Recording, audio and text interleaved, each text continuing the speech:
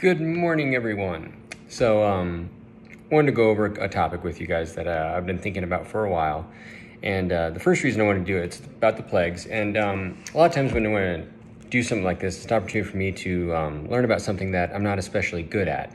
So I wanted to learn more about the plagues, learn more about the context, and I wanted to share that knowledge with you. I promise it wasn't especially inspired by the coronavirus. I wanted to learn more about it just because it's an interesting topic, and it's a story that I'd read since I was a child. And it's funny because now that I've studied a little bit more and I want to share with you what I've learned, it's why we study, because my knowledge was deficient. And so that was a fun part of preparing this. But to start, we're going to talk about the plagues, and so we're going to be in the book of Exodus for most of the time. And so the first thing we're going to talk about is we're not like terribly far removed necessarily from the creation. We've seen what God has done. We've seen the creation of Adam and Eve in the garden, and especially the flood. And then we've seen God's ability to deliver people, namely Noah and his family, through the flood. But now we have the nation of Israel. They're in Egypt. They've been in Egypt for some time. They've become incorporated with the Egyptians. And now we're going to see God present himself as the savior of a nation. And he's going to do that through wonders or plagues, as we often call them. A couple of interesting things. They were just very simple thoughts I wanted to think about was that the plagues are they're natural phenomena. And it's funny because I think about other religions and what other people say in the sense that God portrays himself in a way that we can meaningfully understand and meaningfully see. It's not something that we're supposed to understand it. It's not supposed to be so incredibly difficult. It's not esoteric material. So I wanted to talk about the significance of some of these things. So the first thing that we're going to talk about is that God has set up Moses and Aaron as the leaders that are going to portray his message through all of this. And Moses and Aaron are now with the Israelites, with the Israelite leadership. And we're going to start in Exodus 4, verse 31. And Aaron and Moses are with the leadership. God sees the oppression of the Israelites. We're going to elaborate a little bit more on that. But Moses and Aaron are with the Israelite leadership. And Moses, he also performed the signs before the people, and they believed. And when they heard that the Lord was concerned about them and had seen their misery, they bowed down and worshipped. So this is before all of this is really starting, and we're about to see the Israelites' quota of bricks to be increased in chapter 5. In chapter 1, we see that the Pharaoh orders the midwives to kill the male-born children to the Hebrew women. We see this oppression, and God sees that, and he's telling them, I see your oppression. I'm going to get you out. I'm going to deliver you from this. This sets up basically for what I would want to call it is the plagues and these wonders, these natural wonders that they are a trial for Pharaoh. And my first thought when I wanted to get into this, what kind of got me here was thinking about the hardening of the Pharaoh's heart. That's something we're going to touch on a lot. And it's interesting because Pharaoh's heart was hardened for a number of reasons. We're going to touch on those here in a little while. And especially he hardened his heart, according to the verses, several times, and then God hardened his heart sometimes. And we see later on in Exodus how that was done so that God could could show his power to his people. But it's also an interesting thing. One of the texts I was reading was describing it that Pharaoh's heart was hardened because what he's about to go through is unreal, such that no man would be able to stand before it without being hardened, in the sense that most of us would crumble to nothing if we were to experience things like this. We think 2020 has been a hard year. This would be next level. So it's interesting to think about from that perspective. I don't necessarily say that that's like the perspective, but I thought that was interesting, that otherwise there's no way that God would have been able to reveal the extent of his power to his people, which was the purpose of the plagues. Let's cover a little bit about kind of Pharaoh's initial crime. And this was the scripture reading this morning. It's Exodus 5:2.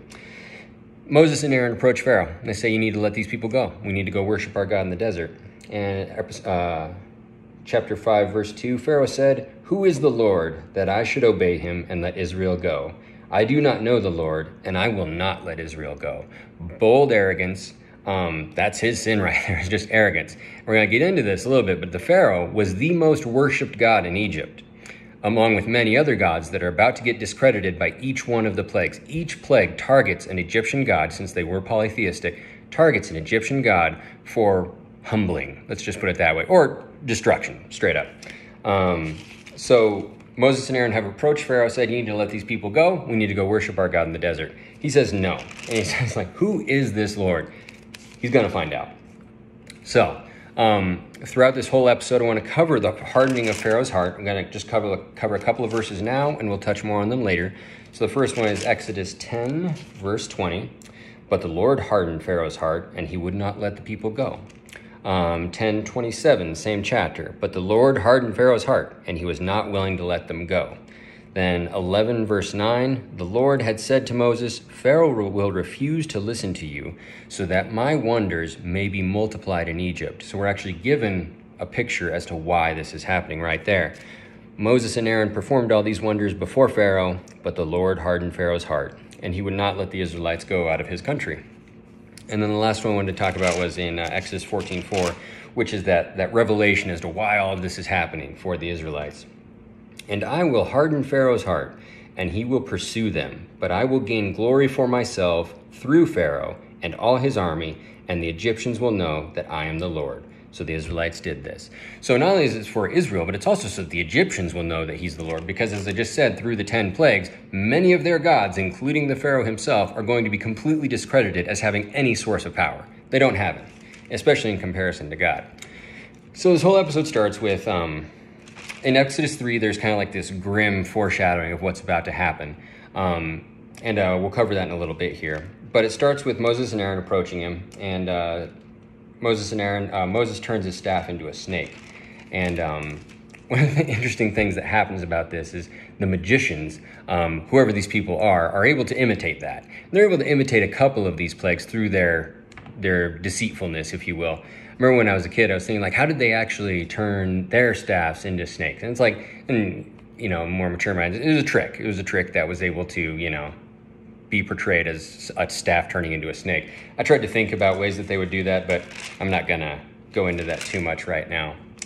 But so anyway, so after that, we get into the first plague, which is the water turning to blood. So let's go there. So Pharaoh's heart is unyielding. He refuses to let the people go. So this is one of the things that I learned in studying this. And with the water turning to blood, God uses natural phenomena to show his power to his people. The Nile water turns red twice a year in Egypt. And many of these plagues that we're about to see are normally occurring phenomena in Egypt. But what we're going to see that's different about them is the intensity to which they occur. After the third plague, the discrimination that occurs in the sense that the land of Goshen is no longer affected by the plagues, and God shows my people are apart and I can protect them. And then the order with which it occurs. It's not just a free-for-all. It occurs in a very sensible and orderly process that portrays God's power, his control to predict what's about to happen, and his control to stop what is happening. When Moses and Aaron pray to end these plagues, they end, and they end at a specific time.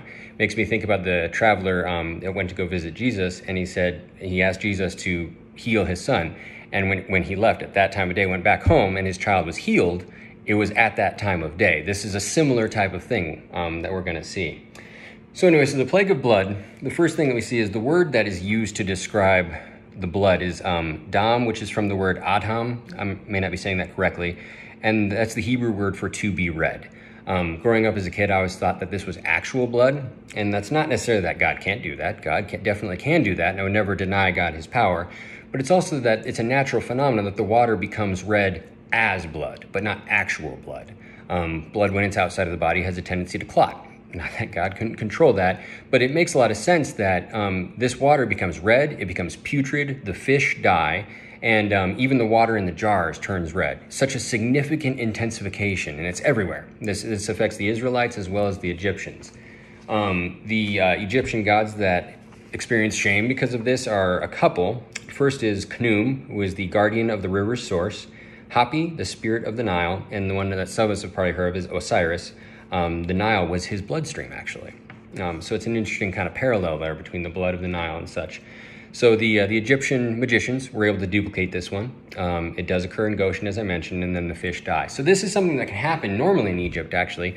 It happens when the Nile gets high and when the Nile is low. When the Nile is low, the water becomes putrid enough that the fish can die sometimes there, but it's not to this severity, not what we're talking about here. The way the people of Egypt overcome it is that they use sand to filter the water, a very ancient, common technique to filter water. So we see this plague, some of the initial gods of the Egyptians discredited, and that the magicians do duplicate this one. They're about to run out of luck. The next plague is the frogs, and this is portrayed in Exodus 8, 1 through 15. So the frogs are interesting. The word is, it was an interesting word, is Tsfardim, which the literal translation is marsh leapers. So this is interesting because it would coincide with, in May in Egypt is when the Nile rises. And that's not when the fish die, so that suggests, number one, an intensification of that plague with the redness of the water. And then when the Nile recedes and it withdraws from the blanks, the spawn from the frogs are, for lack of a better word, activated by the sun, and they hatch, and then they spread from the river. So this happens normally in Egypt, but to what intensity? Not to this level of intensity, not like anything we've ever seen before here. Again, this is one where the magicians are able to duplicate it. Pharaoh comes to summons Moses and Aaron and says, "Pray to the Lord to take the frogs away from me and my people, and I will let your people go to offer sacrifices to the Lord." So then Moses replied, "It will be as you say, so that you may know there is no one like the Lord our God. The frogs will leave you and your houses, your officials and your people. They will remain only in the Nile." The end of this plague, though, but when Pharaoh saw that things were better, there was relief. He hardened his heart. It's funny because it does emphatically say sometimes God hardened his heart, but sometimes Pharaoh hardens his own heart, and would not listen to Moses and Aaron, just as the Lord had said. So then, just to mention it because I think it's interesting, there is the Egyptian god Hecht, who was a goddess that had the head of a frog that symbolized fertility to the Egyptians. So again, another god discredited. This god is not going to protect you. It is a frog, and it has no power to protect you. The next plague that we encounter is the plague of the gnats or lice. And it's interesting to read the root of that one because, so let's see here, where is it? The word is particularly troublesome is that it portrays just a pest or an insect. As we all know, the continent of Africa has a host of insects and pests that are very harmful to you. The word is kinim, which we translate as gnats today or lice, or could potentially possibly be, just to cover all the bases, mosquitoes, sandflies, ticks, or fleas. And again, this is an interesting progression from the Nile and the red water receding, the appearance of the frogs. Now it's very common for things like gnats and flies to follow that, and then it's not uncommon for human and animal disease to follow that, as we're going to see. But again, the intensity and what we're seeing is uncommon. So let's see here, the gnats. This is the first one where the magicians they're completely outmatched. They can't keep up. There's no way they can keep up with this. And they actually say in verse 19 of chapter 8, "This is the finger of God." But Pharaoh's heart was hard, and he would not listen, just as the Lord had said. So for this one, the Egyptian god discredited here is Seb, the earth god of Egypt. This is not duplicated by the Egyptians. This is the last one that occurs in Goshen where the Israelites lived. After this, God makes it very clear, those are my people. None of the rest of the plagues happened to them all the way up to the Passover. And as I mentioned, it's attributed to the finger of God. So the next plague is the plague of flies. Let's see here. And this is one where in verse 22 of chapter 8, God makes the distinction between his people and the people of Israel. "But on that day, I will deal differently with the land of Goshen, where my people live. No swarms of flies will be there, so that you will know that I, the Lord, am in this land. I will make a distinction between my people and your people."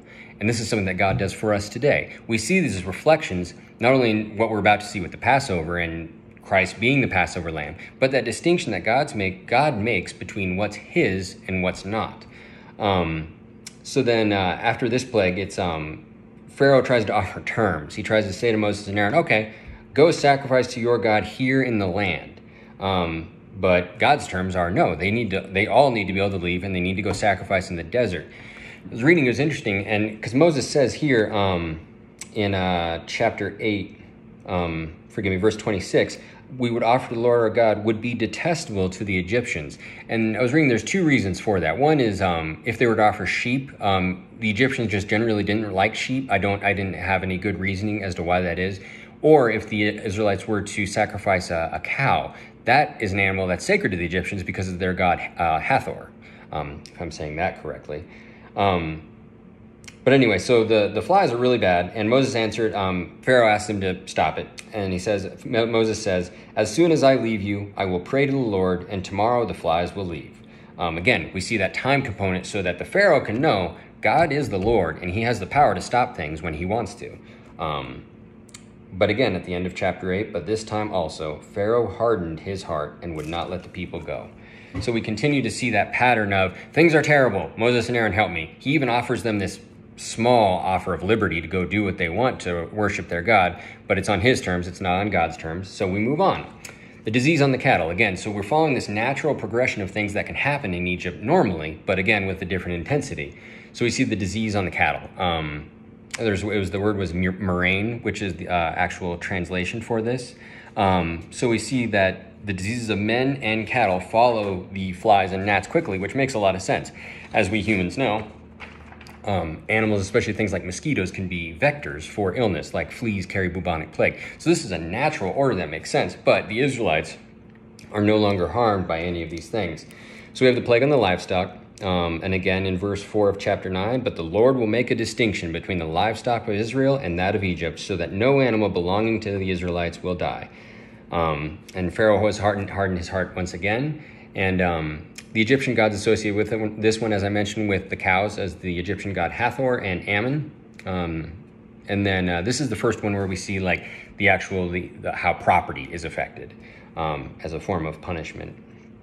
So the next one is the plague of boils. And this is one of those ones where I like the story, and it involves Moses stood before Pharaoh. He tosses some fine dust into the air, and as soon as he does that, festering boils break out on men and animals. The magicians could not stand before Moses, but the Lord hardened Pharaoh's heart. So this time we see the Lord emphatically hardens Pharaoh's heart. Again, it goes back to this natural progression between whatever the insect was, whether it was gnats, lice, or whatever. Those are natural vectors for disease, and especially there's varying levels of bubonic plague, especially that could cause boils like that. So perhaps this one wasn't fatal. So it's interesting to think about that. This one, the Egyptian gods are Sekhmet, Serapis, and Imhotep, which is a name some of you may be familiar with. These are the Egyptian gods of healing, and one is the Egyptian goddess of epidemics. And this is one of those where Pharaoh's magicians can't even appear in court because of how terrible it is. So we're beyond them even trying to duplicate what's happening because they can't. The plague of the hail, this is the one where it's interesting because God is very intentional in what he does, and he offers those that are willing to listen to him a way out. He allows them to save their crops, to save their livestock from this terrible hail. This is one that's really interesting, especially because a hailstorm, according to what I was reading, is not especially common in Egypt. So all the other ones that I was mentioning, these are things that can happen in Egypt and to this day. But this one, especially when it comes to the hailstorm, and especially a hailstorm of this magnitude, that does not happen. That is unique. At least it doesn't happen very often. So it is a very historically unique storm in Egypt. And then this is one of those ones where Pharaoh actually confesses his sin during the hail. So let's see here. Let's see where I am here. With this one, God portrays how intentional and purposeful he is in what he does. So verse 16 of chapter 9, but I have raised you up for this very purpose, that I might show you my power and that my name might be proclaimed in all the earth. It's one of those fascinating examples of when God thinks differently than we do. He thinks generationally. He thinks eternally. And that these plagues, these wonders that he's performing have eternal ramifications. And especially for the Jewish nation before the New Testament, that this was to be something that we might show you my power.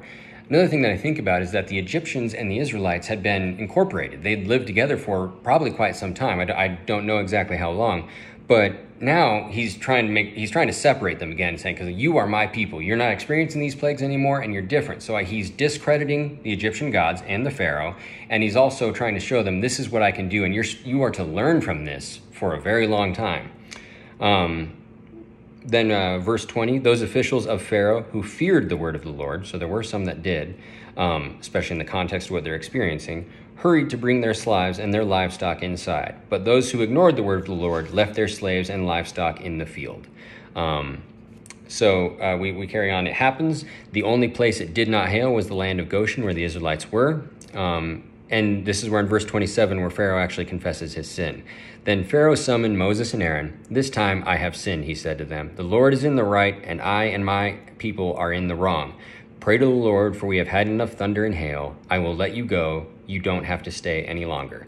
Then Moses replies, when I go out of the city, I will spread out my hands in prayer to the Lord. The thunder will stop and there will be no more hail, so that you may know that the earth is the Lord's. Again, showing Pharaoh that he has no power here, because the Pharaoh is the most worshipped god in Egypt. He has no power to fix this.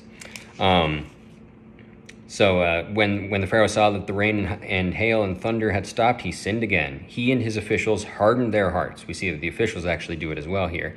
So Pharaoh's heart was hard, and he would not let the Israelites go, just as the Lord had said through Moses.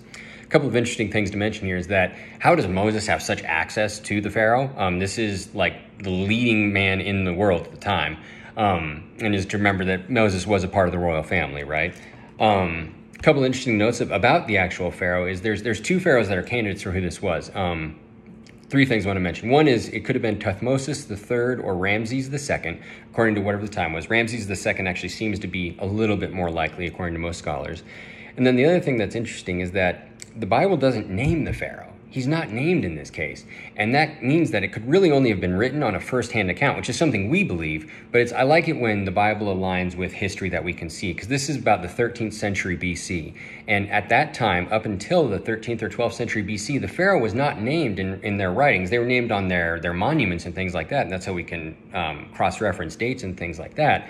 But the Pharaoh isn't named here. So, as many non-Christian archaeologists would claim, the Pharaoh should be named, because if it was written, for example, as a lot of non-Christian archaeologists claim, if the book of Exodus was written during the Babylonian exile, that writer in that period of time would name the Pharaoh, as we see with the Pharaoh Necho later in the Old Testament. So it's interesting that historically it's accurate. It's accurate. So likely written by Moses as a first-hand account, because it's written correctly with the correct vernacular. So we've covered hail. Next is locusts. The Egyptian god discredited here is Serapia. She's the Egyptian deity that was the protector from locusts. They're a common scourge in Africa to this day and throughout the rest of the world. So here Pharaoh offers a compromise. The compromise is rejected swiftly, and Pharaoh again confesses his sin because of this. So now we've gotten through the plagues. The plague of the locusts. And now we get on to the last two. And the last two are important. It's interesting, again, this orderly occurrence that happens, as I mentioned with, the water and then the spawning of the frogs, the bugs. And then as we see with the bugs, we see diseases on animals and in humans, something that we see today. This is a normal pattern, but again, with a different intensity, a predicted intensity, and then it stops when it's commanded by God. But these last two are especially interesting because we've been mentioning these gods that are discredited by each of the plagues. The last one is the second to last one is the darkness. The two most worshipped gods in Egypt at the time that I read are Ra and the Pharaoh himself. So Ra is the sun god.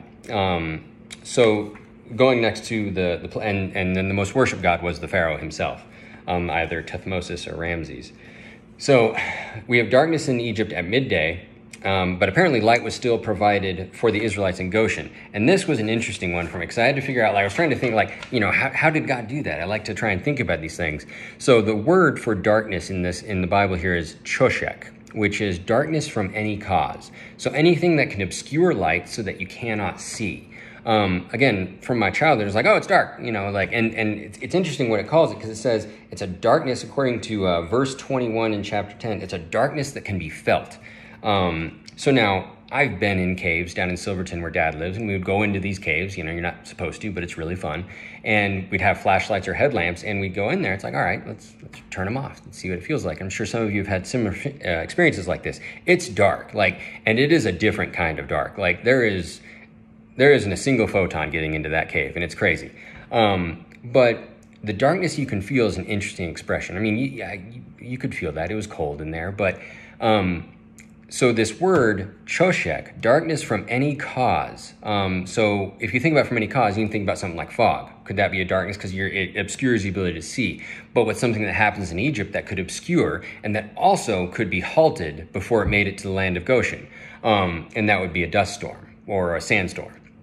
So I don't know that that's the case, but it's interesting to think about. And according to some of the sources I read, that's the most likely, because it could, like, you could have, I don't know how God did it, but the whole point is that if you have a sandstorm for 3 days, that is, one, it's a darkness because you're not gonna be able to see. Two, I was thinking about if you have a darkness, like, you could still light a fire, you could still light a match, and it's still gonna produce its light. You can't do that in a sandstorm. You can't have any light source that's gonna do anything to actually help you. So I thought that was interesting. So we have this darkness that comes, and that discredits the Egyptian god Ra, the second most common god in Egypt. And then finally we get to the plague of the firstborn, which is especially discrediting the Pharaoh himself. It's such a full circle cycle, because if we go back to Exodus chapter 1, we see that in verse 15, the king of Egypt said to the Hebrew midwives, whose names were Shiphrah and Puah, when you help the Hebrew women in childbirth and observe them on the delivery stool, if it is a boy, kill him, but if it is a girl, let her live. So we see that coming full circle with this 10th plague, where the Israelites are to spread the lamb's blood over their doors. This plague was a judgment on the Pharaoh, but all of Egypt's gods from Exodus 1. Pharaoh had killed the sons of Israel, had tried to kill the sons of Israel. Now the Lord kills the firstborn sons of the Egyptians. Pharaoh will now let the Israelites go, and then he will later lose his army in the process when he tries to reclaim them. So it's interesting to see how God's power is portrayed through natural phenomena in a way that we can appreciate and understand and reflect on today based off of what we currently see in Egypt. It has an intensity that had not been seen before. It has an order that had been seen before, but it's also an orderliness in the sense that it was ordered and that it was predicted in Exodus chapter 3. But then also when it happened, it was stopped. When Moses and Aaron, and when we're told about instances when they prayed to have it stop, it stopped. And then it also finally had the discrimination in the sense that God, after the third plague, none of this happens to the Israelites anymore. It's only happening to the Egyptians. So that is the portrayal of the power of God. Has the reflections on Christ throughout all of it. God went through all of this effort to set up himself as the savior of a nation for the first time. And then also it would be the amount of effort that Christ would go through for us. It demonstrates what lengths God goes through to take care of his people. So we also have this divine moral purpose of discrediting the gods of Egypt, especially the sun god Ra and the Pharaoh himself. Pharaoh said, I don't know who the Lord is. He does now. Whether or not he believes him is doubtful, but he does know now, as well as do many of the Egyptians. And then this revealed to the Israelites as a nation that this is your God and this is who you are to serve. You are to send this message out, and it sets up the Passover feast, which has the eternal reflection of what Christ would become as our Passover lamb. So thank you for sharing this sharing your time with me. I appreciate it, and I hope it was enjoyable.